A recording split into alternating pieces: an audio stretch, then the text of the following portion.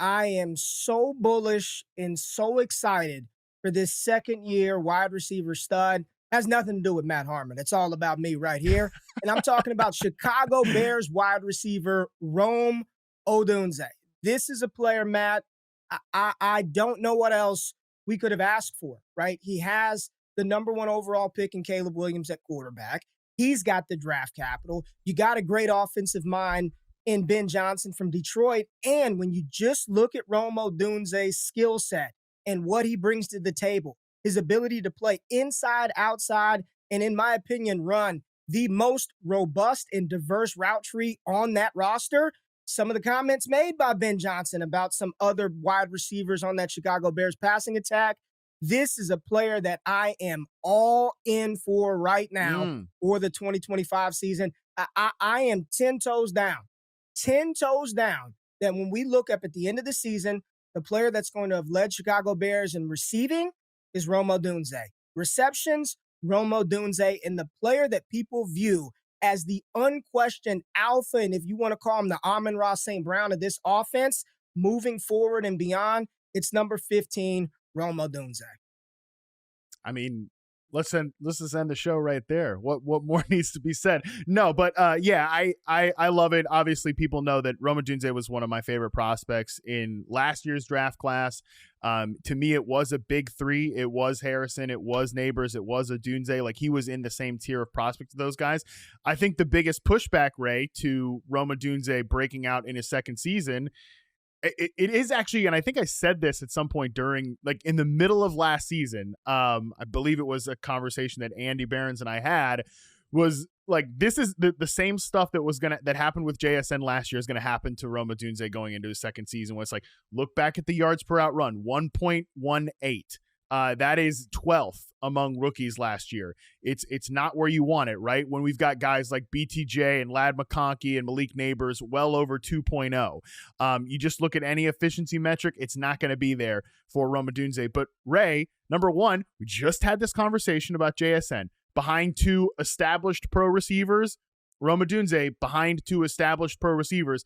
By the way, two guys that had baked, especially Keenan Allen, had baked in history with the wide receiver coach last year. Anybody who was paying attention to the Bears last year knows there was some political issues in that wide receiver room. Secondly, find me any good efficiency stat from the 2024 Bears offense. You can't do it. Like, oh, Rome Odunze wasn't getting the yards. Nobody was getting any yards in that offense last year. So I love your points about this sort of being a blank slate in a new coaching staff in Chicago this year. Well, and that's what it is. And I think sometimes we just look at, it's easy to look at Amon-Ra St. Brown today and say, no way, Rome Odunze can't be a freaking all-pro. And I wouldn't expect him to be an all-pro right out the gate, right? It took Amon-Ra a couple of years for people, even in Dynasty, to really buy in. It took a few seasons for people to be like, okay, I guess he truly is that guy. But when you just look at the things that DJ Moore does well, Matt, you know what it is. A lot of screen routes, a lot of short area stuff. Rome Odunze's ability to win in multiple quadrants on the field, if you're just talking about skill set for skill set, bar for bar, he profiles more like the guy that Ben Johnson used as the primary target. That would be Amon-Ra St. Brown. The pedigree is there. We're not talking about a fifth-round pick.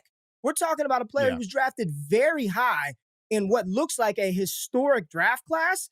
This environment needed to change.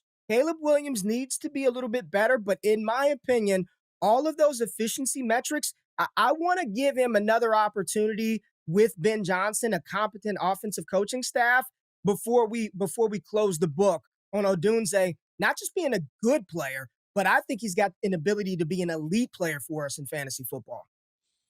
I see the same potential. And, again, when you just look at like his reception perception metrics last year, 71st percentile success rate versus man coverage, 87th against press. That's what makes me really excited about him, is that I do think he can play inside out. And I don't think Ben Johnson's going to come in here and say, like, I need to use a guy exactly like I use Amon-Ra St. Brown, because he used St. Brown that way because that's the best way to use him. And that's what's exciting about all these guys here. Luther Burden and Colson Loveland, two guys they drafted this year. It's exciting for them as well, because I think that he's going to find the right buttons to push. That's what he does. Even Jameson Williams, man, they did so much role catering to get him in the right positions, that he wasn't just like a speed, take the top off guy.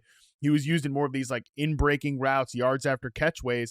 I think that can happen for some of these guys this year as well. So Odunze right now, like you don't even have to really buy what Ray and I are selling about him as a talent. And we are absolutely buying on that talent that he has. You don't even have to buy that to say like he's a pretty good pick at wide receiver 36 right now. That is the type of year 2 profile that you kind of want to take and hope that they can make a little bit of an ascension there. Absolutely. I really don't have the situation, right? He's going to get an opportunity. And a lot of times we're chasing that opportunity. He's going to have a very good shot to be a good fantasy producer. And then you just see some of the other little things that they've done to help make life easier for Caleb. The upgraded offensive line.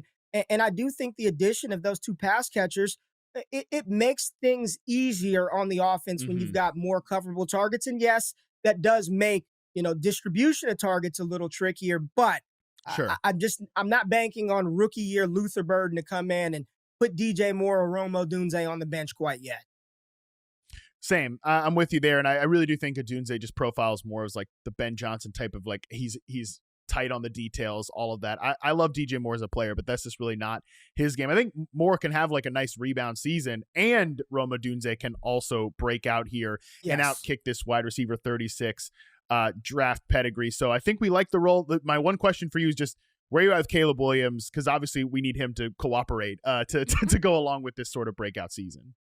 Yeah, I'm a little more positive, right? I still want to see some more, Matt, just being, all the way clear. He wasn't the best rookie quarterback last year. He wasn't second best rookie quarterback in his class last year, but I do understand how much poor environment can impact that position in particular. I think the talent is all there. I like what the Chicago Bears have done to make him feel comfortable. I think he can do it. I don't know.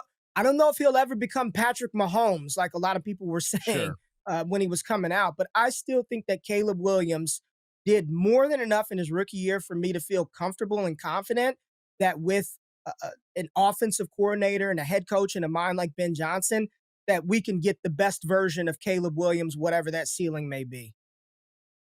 I think we can too. And I think, again, it's just the importance of the blank slate here. So we'll see who gets in there. We'll see who earns it. I am with you that I think Rome Odunze is going to be one of those guys that earns it. So I'm going to just executive decision here, moonwalk him right to one of these 3 finalists, because he was your first name off the list here. He would have been my first name off the list here.